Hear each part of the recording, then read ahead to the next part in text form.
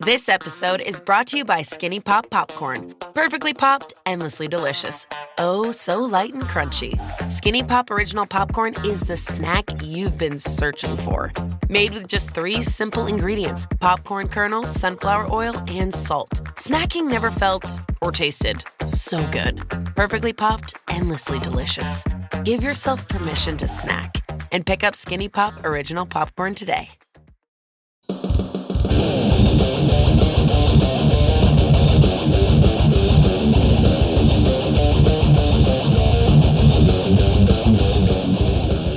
From the studios of J. Wolf Productions, Metal Maniacs around the globe unite. Prepare for Metal Mayhem ROC.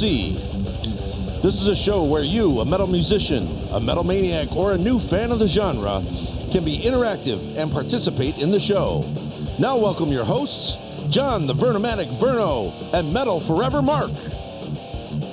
Thank you, Jeff. Thank you. And all around the globe and around the corner, welcome to the pilot episode of Metal Mayhem ROC. My name is John the Vernomatic Verno, and my cohort over here is Metal Forever Mark. Thanks, Vernomatic, for the intro. And John, thank you.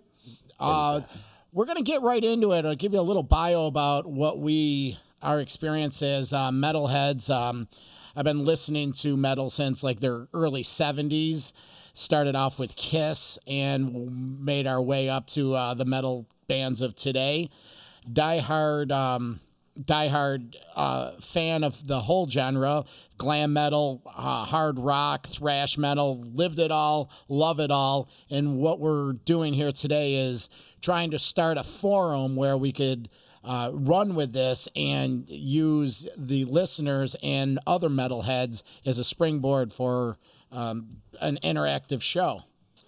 Yeah, and I think what happened was John the Vernomatic and I were road tripping to see Judas Priest, a year and a half ago, maybe 2 years ago now on the Firepower Tour. We decided to go all the way to London, Ontario, so he and I hadn't seen each other in almost 30 years, and next thing you know, we're taking a 4-hour road trip, and we literally just got to talking pretty much the whole way about our experiences with heavy metal, what it meant to us growing up, what it still means to us present day, and the fact that we're still almost 50 now, in our 50s. I'm in my early 50s. You're on the lighter side of 50. Yeah, well, not officially yet, but coming up. But you know, just and the fact that maybe there weren't a lot of outlets for this music, even though there's a lot of podcasts and things. But for us, it's like man, there's so many great old stories, amazing old classic bands, but there's also a lot of new metal stuff going on that we may not always catch wind of. So that was the genesis of this whole concept and show. And the funny thing about that London trip was,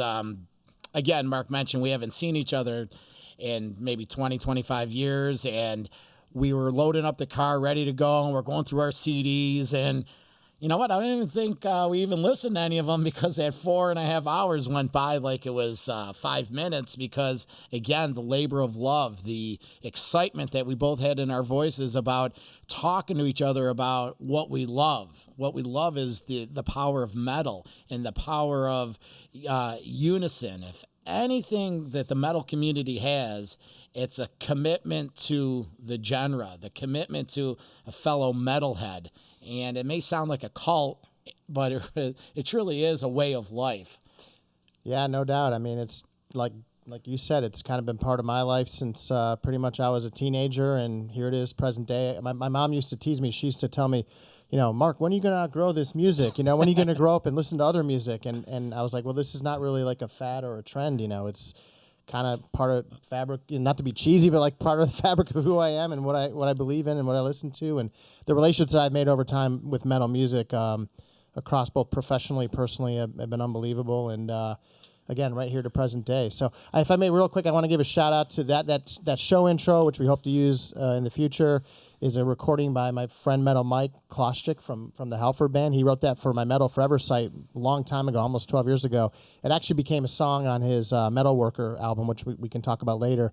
And we also want to give a shout out to John Winters and this place that we're sitting in, which is this awesome place out in Ontario, New York, where There's all kinds of cool gear and equipment and stuff. So it's a secret location, but there's a studio here. So we're like, here's a guy who was with metal bands, and chance for us to come do this. It's sort of like the Bat Cave. It's the Bat Cave of metal. You don't, and you have to know someone to get here, and you have to be blindfolded when you come down the drive. But so if we gave the address, you're going to kill us, right? Yeah, and then that's a no-go. Okay. So I just want to expand on what Mark's talking about the parents and the metal, and part of our mission on this show is to bridge the old school metal head. Someone maybe my age that used to say, "Oh, I used to love Iron Maiden." Well, what do you mean you used to? They're touring the States this summer. You still do. And bring those old metalheads up to speed on what's going on now. There's a lot of great stuff going on with some young bands. And the flip side to that is to some of this new generation of listeners of metal, some of the younger kids, expose them to how it used to be, where these bands came from. And the combination of the two, it's a bridge to the metal scene, moving forward. So that's really our mission statement with this show, is to bridge everything. Educate the old schoolers, educate the new schoolers, and with the help of you, our listeners of this podcast, we're all in this together. This is the pilot show, so we're ironing out a few kinks, but in the future, both Mark and myself, we're looking forward to having guests, having interviews, expanding the show, Facebook Live, which this may or may not be on this episode, but there's a lot of exciting things we're doing. Yeah, and I think as we were talking about the content for the show, and as much as you and I can literally talk for hours about this, and we've met several times now, each show segment that we came up with kind of became another show segment that we had discussed or that we brainstormed, and that we know that the more interactive this ends up becoming from the fans, from metal artists, from our interviews, from just some of our segments that we post, we know that it's going to almost take a life of its own. And I think as much as you and I will vibe off each other and talk, I don't think anybody here, present company in the studio here included, want to hear us talk for 30, 45 minutes each day. So the idea is to get everybody that's kind of participating in this show involved in it as well.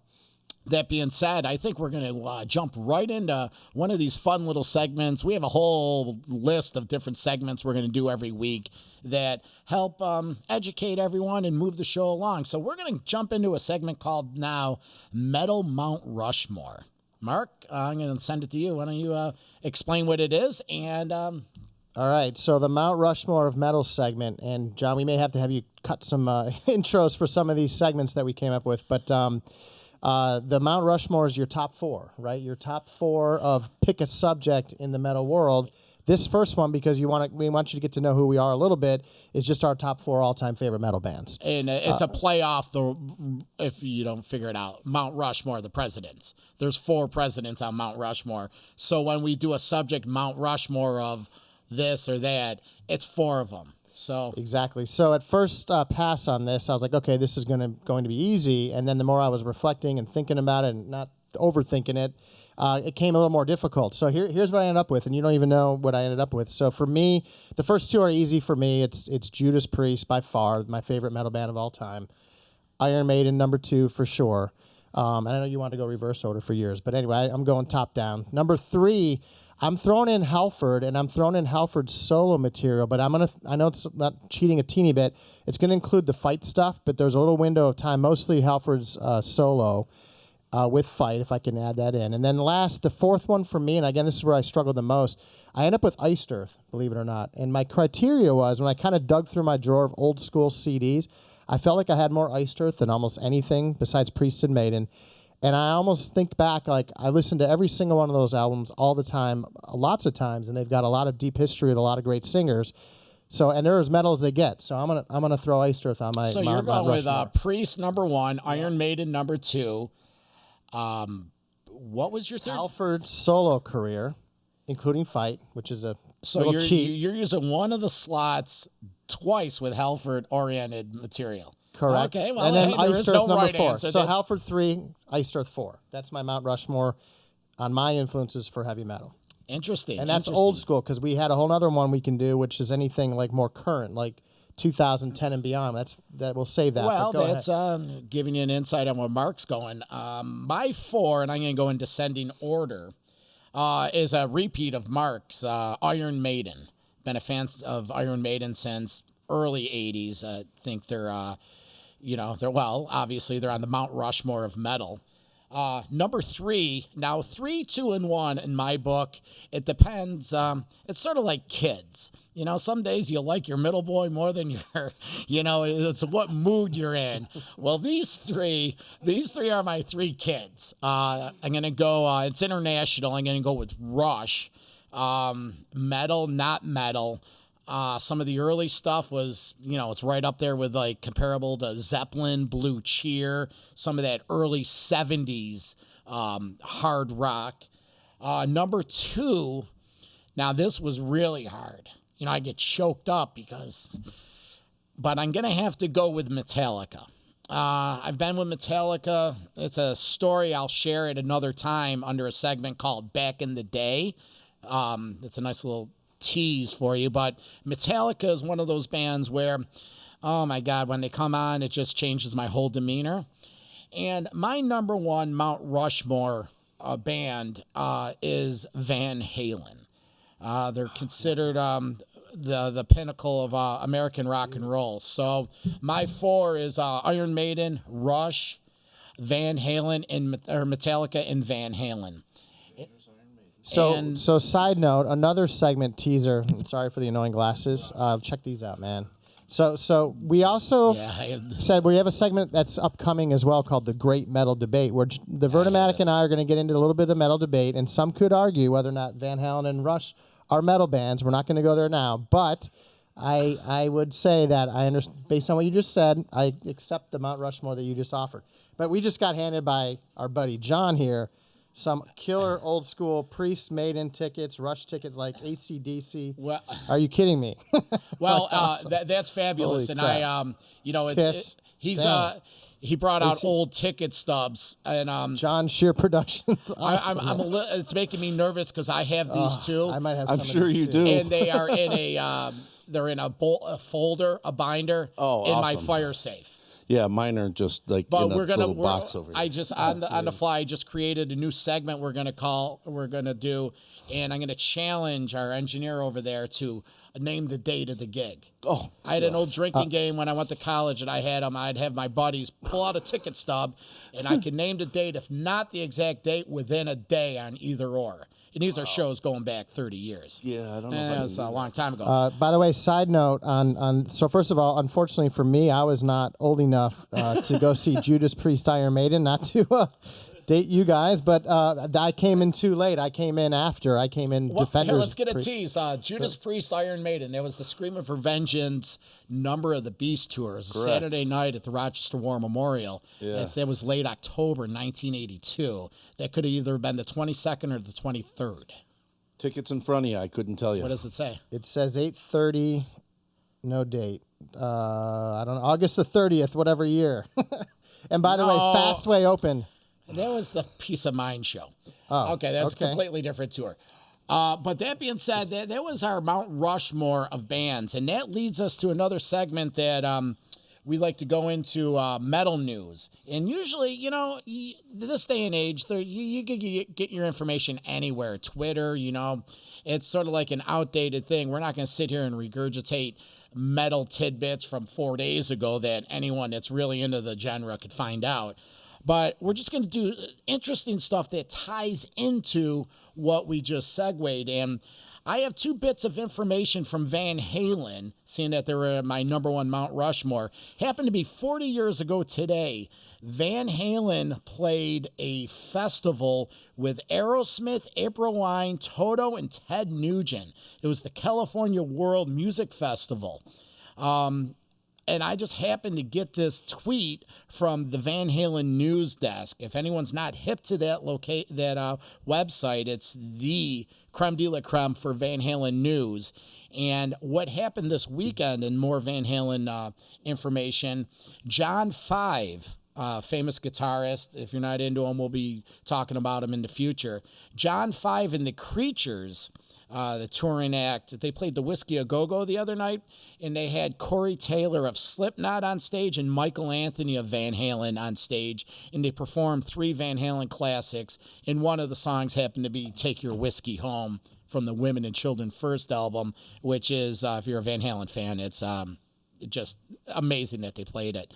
So that's a little bit of rock news that you may not find anywhere else, but us here at Metal Mayhem ROC, that's part of what we try to do, is give you a little bit what you don't find anywhere else. And by the way, Vernomatic, just taking a mini step back in the show, back to kind of our bios a little bit, I suppose, and I think what we missed a little bit is the fact that you and I are more than just, I guess, metal fans. I mean, obviously we're fans of this genre of music, but I mean, you had a show back in the day which was called Metal Mayhem, strangely enough. So I want to ask you about that just in a minute. Yep. But I also, just from myself personally, and through that show, you had a lot of experiences with these bands and getting them on studio and going backstage with shows and all kinds of craziness. So it's beyond fandom. And then myself personally, I've been in the professional soccer world for most of my career and back in the early days of Major League Soccer. And because a lot of European metal bands, like, that's the sport. They love soccer, right? So that's where I met Iron Maiden and I met Judas Priest back in the day. Again, I'm friends with Eddie Trunk, and the reason I'm friends with Eddie Trunk back in the day is that a guy that I used to work with at the Metro Stars was best friends with Eddie, and he told me about this show that this guy had, down in New York City that was only on FM radio, and before he had, Sirius XM and all his that metal show stuff. So Eddie was cool enough to invite me in the studio, and then along the way I met a guy named Metal Mike, who I referenced at the top of the show with that intro song. But my relationship with Mike was really cool because he was in Jersey when I was in Jersey. We became really good friends. But then through Mike and his touring and the friends that he knew and the musicians, I just got a lot of really crazy access to these bands. And then, you mentioned Metallica and your Mount Rushmore. I had a little 10-year run with that band too, which was cool, all because of that goes back to soccer again. So I think we're going to bring more insight than just being fans. And so talk about your show real quick, and then we'll go back into some more metal news. Back in the mid '80s, I had the chance to conceive, produce, and broadcast a heavy metal show on Friday night on a local cable access channel, college channel, and it gained a lot of notoriety to the point where we were interviewing Metallica in their early stages, Saxon, some local bands, some other up-and-coming national metal bands that never really made it to the level that some of the other bands did. But it was my exposure in the infant stages of my broadcast career that I have always kept dear to my heart. And that's what led to this recreation, the incarnation of what we're doing here with the Metal Mayhem ROC podcast. It's really a labor of love, but we have a lot of plans for this show. Interviews, like we said in our mission statement, this is an interactive show for you, our listeners. So that being said, I think Mark has a few more tidbits, metal news. But to answer the question, the Iron Maiden show was October 23rd, 1982. Spot on with that. Awesome. Just a couple more things in the metal news at the moment. Well, number one, Tesla's out there. They've got a new CD. They're touring. I think there's a show coming close to where we are, Rochester. This Saturday night, Rapids Theater up in Niagara Falls. I may have to go try to check that one out. I would say that Tesla is just one of my old-time favorite bands, and I remember them all the way opening up for Tesla, for example. I'm sorry, for Def Leppard, and they were actually a replacement band opening that show. Mm-hmm. Second thing is, I don't know if have you heard the new CD? Or I've heard some mixed reviews on that personally, but I haven't even actually listened to it just yet. I think I heard one song called Sounds, or is it the album called Sounds? I've heard. I haven't heard much of it. Fair enough. So we'll have to check that out, and I guess maybe next time we'll try to see what that one's all about. A lot of buzz on the street about the new Overkill. I listen to that Soundscape station every once in a while on cable TV, just background when I'm doing stuff around the house, and I've heard some songs from that, man. It's pretty freaking heavy, and it's got some great riffs. New Overkill, Wings of War. Yeah. A couple tracks on there that stand out. I have down in my notes a killer old school feel track called Batshit Crazy. The CD ends with the song called Hole in My Soul. That one gets eerie. And there's the video song is a song called Welcome to the Garden State that has a heavy feel of some of the earlier stuff, like from Taking Over or Feel the Fire, some of the first 2 releases. And by the way, Overkill will be playing Rochester at Anthology on Thursday, May 9th. And we hope to have some kind of interaction with the band leading up to that. So stay tuned for some more info on Overkill. Yeah. And then the other thing in the metal news right now, and again, I have not checked this out just yet, but hopefully by the time we get back together, and I will, I know there's just a lot of chatter out there and a lot of comments about The Dirt, the Motley Crue movie, which is on Netflix, I suppose. Have you seen it, John? Or I heard I have not. You have? Yeah. TW here has. Yeah. Okay, so it's good, right? I heard it was really good. It's all right. It's all right. You didn't see The Dirt yet? No, did you? Oh, I've seen it 3 times. Oh, well, okay, well, then talk about it. What is it? The Good, Dirt. bad? No, it's all right. It's fun. You know, it's like, it's all right. You know, it's like, you know, I lived through it. I remember it. I remember what they were talking about. It's all right. You know, I got to check it out. Didn't have to pay for for it. By the way, we the last so you know, The Dirt. Well, I got to see it. Hopefully next time we get together, I would have seen it. And then the last just kind of little tidbit I want to throw. Oh, by the way, I did also see in regards to that. Slash made a comment recently that even though The Dirt movie is great and they think it's cool, there's nothing really planned for GNR. I'm sure a lot of GNR fans would love to see something similar, but then again, maybe not. Maybe not. And then just the last thing we wanted to touch on, Metal Minute, just for this show segment is, you know, the fact Dokken just kind of came through town here. I know you mentioned to me, sometimes people will be like, oh, Dokken, you know, they're still around. And you know, that sometimes is frustrating when you hear people say that when a band like Dokken's been literally touring almost nonstop for many, many years, including they came here a year and a half ago. They just came here back in early March. Don was here doing all kinds of media, talked about a couple of new projects that he has, a new CD coming out, his own solo CD.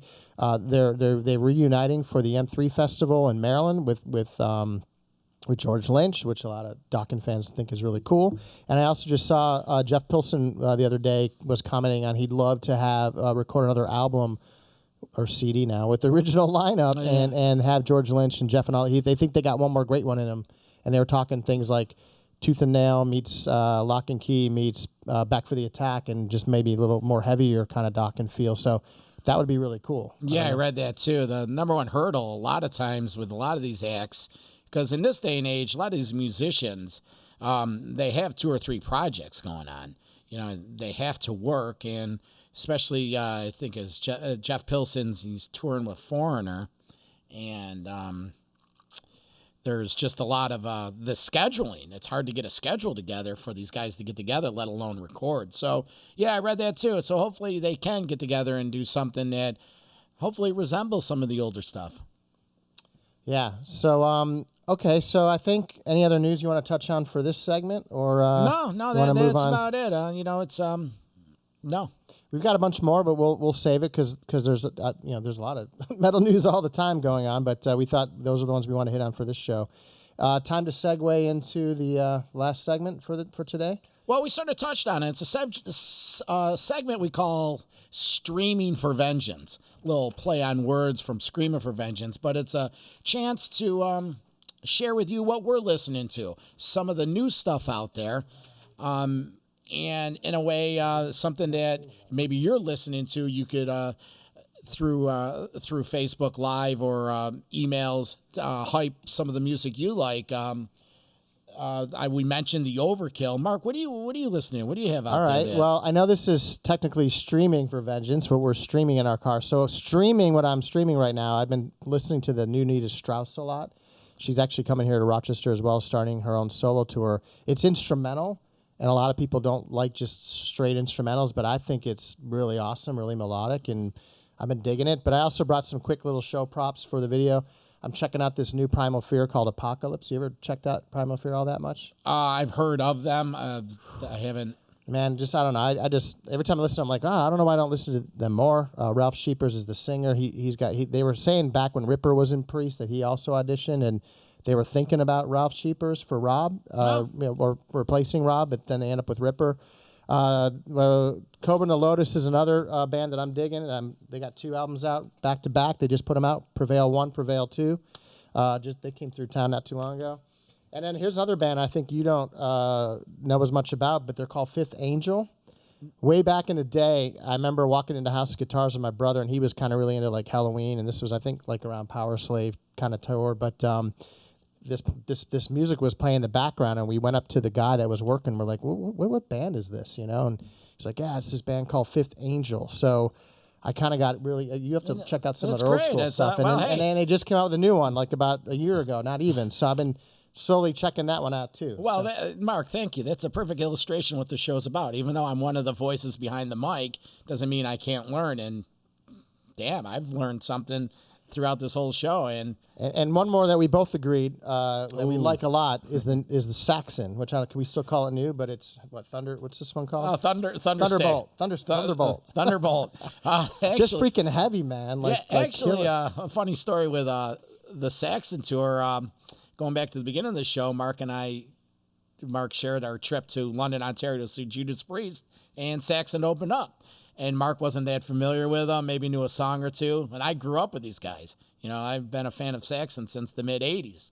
So, Saxon, it's one of those bands that they're sort of like cut from the same cloth of like AC/DC, where they stay in their lane. It's what you hear is what you get, and fantastic band. They're also kind of one of those bands when I listen to this one for Thunderbolt. I don't know, I can't get that one right. But when I listen to it, I'm always like, man, I should listen to more Saxon, and maybe of their full catalog. I've probably checked out 3 or 4 releases.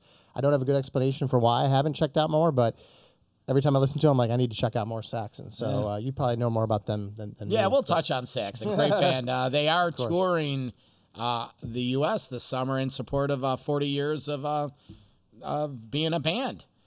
And it's crazy, 40 years. So who else are you checking out right now on your side? Some older acts. I've gotten into some Ronnie James Dio with Rainbow that I never really got into. But any of the newer stuff, the new Demon Hunter isn't bad. I've heard some of that stuff, here and there. Never really checked them out all the way. They're not so much new now, but about 4 or 5 years old. 3 Inches of Blood. They're a Canadian metal band. They have some good stuff. King with a K. They're a Texas metal band. They have a lot of good stuff. It just depends. It's like going to a buffet. There's tons of food there. It's just like, what do you like? And that's how it is in our metal community. And we're just we're relying on you folks too to educate us as well. So that's some of the newer stuff. One little bit of what I've been jamming lately is going back in the Megadeth catalog and dusted off So Far So Good, So What. And that was their 3rd release, and it's just fantastic. I just forgot how really, really sick they used to be, and they still are. But, you just can't you can't write like a 23-year-old if you're not 23. That's the problem. So, but I would argue though that their present stuff they haven't really lost an edge. I don't think. Dystopia was fantastic, and actually Megadeth, they are in the process of writing and recording a new one. Should be out by the end of the year. Yeah, and I saw them live about a year ago, and again, another one of those bands where when I see them live or I listen to them, like, I don't know why I don't listen to them more or check out more of their catalog. And by the way, Dystopia is also the same name of the album of Iced Earth. They had one of their last 2 releases, which I thought was interesting that Megadeth took that title for that track. So, John, one more. We're gonna just mention Children of Bodom. I'm checking out their new CD. They're also on tour currently. Our show producer has a little bit of history with them. Do you want to just tell everybody what that is? Oh, they've been a client of mine for years. They when they travel in from overseas, they fly in from Finland. They stop here and visit with us, and then we supply them with the sound equipment and consoles, lighting, whatever they need for their tour. So they stop by every year. We get to see them, hang out. Good people. And being the dorky metal fan that I am, when I found this out, realized they're somewhat in my backyard. Again, undisclosed location, but I was like, man, I wish I had known because I would have came out because I would love to see those guys. Who knows? Now and we then got you got a drum head delivery here too. Did that ever make its way? Yep, back I ended up having to FedEx it out overnight to Seattle to get it to him on time. Very metal. So look, we're not beholden to times on this show. We're not going to pick a night of the week for now. We're going to kind of put these in the can and go Facebook Live when we're feeling the metal news and the metal urge is calling us. But we did want to keep this first one to 30 because one of the platforms we're using, the show length is 30 minutes for the first one. So I think we're going to try to keep it to that, right? Yeah, for just this first one. I think we touched on what we need to touch on this pilot episode. Do we have an outro, John? I'm trying to see if I can concoct one. All right. So we can ramble a few more seconds while you come up. But anyway, John the Vernomatic, man, I thought this was really cool, man. I've been looking forward to doing this since you and I road tripped. It's been on my mind. Like, to me, it's just going to be really fun to be able to talk about metal and the music that we love. And I think the show's just going to, whatever we can come up with and brainstorm and prepare for, I think it's going to take a lot of twists and turns. And like, case in point, I didn't expect to get a whole pack of vintage heavy metal tickets, here today. Well, so we got a lot of fun stuff planned. So I want to thank you, Mark, and look forward to the next show. Yeah, and we have no sponsors yet, so no thanks there. No commercials to be run. It's pure, man. This is pure metal radio. Okay. Beautiful. All right. We'd like to thank you for listening to Metal Mayhem Rochester. I screwed that up already. It's Metal Mayhem ROC. Metal Mayhem ROC.